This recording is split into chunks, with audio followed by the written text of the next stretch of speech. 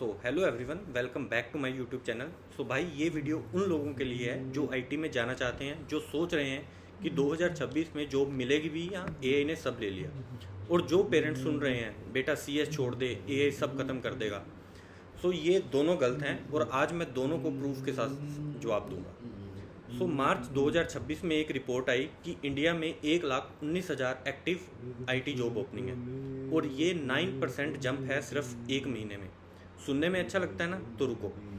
उन 1,19,000 जॉब में से सिर्फ 15,000 एंट्री लेवल के लिए, फ्रेशर्स के लिए, और वो 15,000 भी 10% कम है पिछले साल से।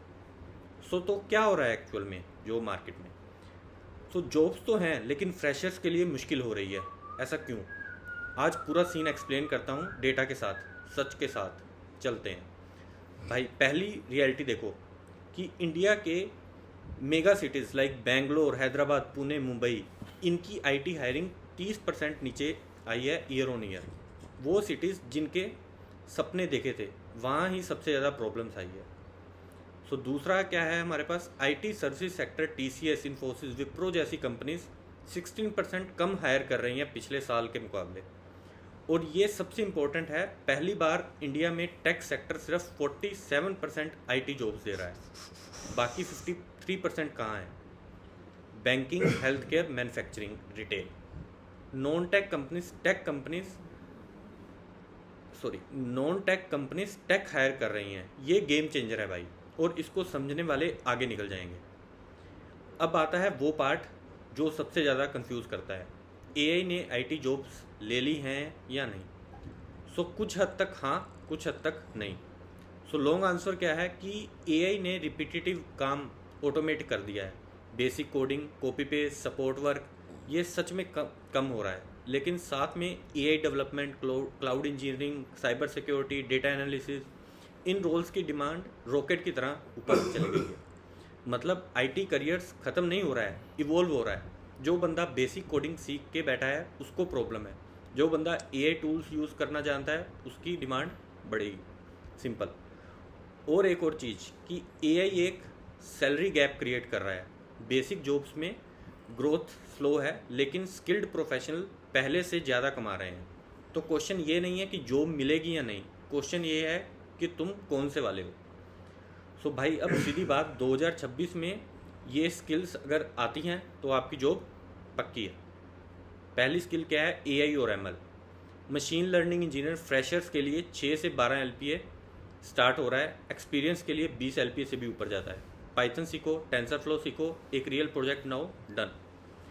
क्लाउड टेक्नोलॉजीज इंडिया की जीडीपी का 8% बनने वाला है 2026 तक, और 1.4 करोड़ नए जॉब्स क्रिएट होंगे।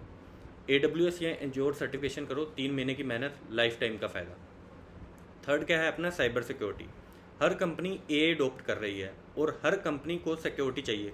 साइबर सिक्योरिटी आर्किटेक्ट्स की डिमांड रिकॉर्ड हाई है। ये एक फील्ड है जहां फ्रेशर्स भी डायरेक्ट वैल्यू ऐड कर सकते हैं।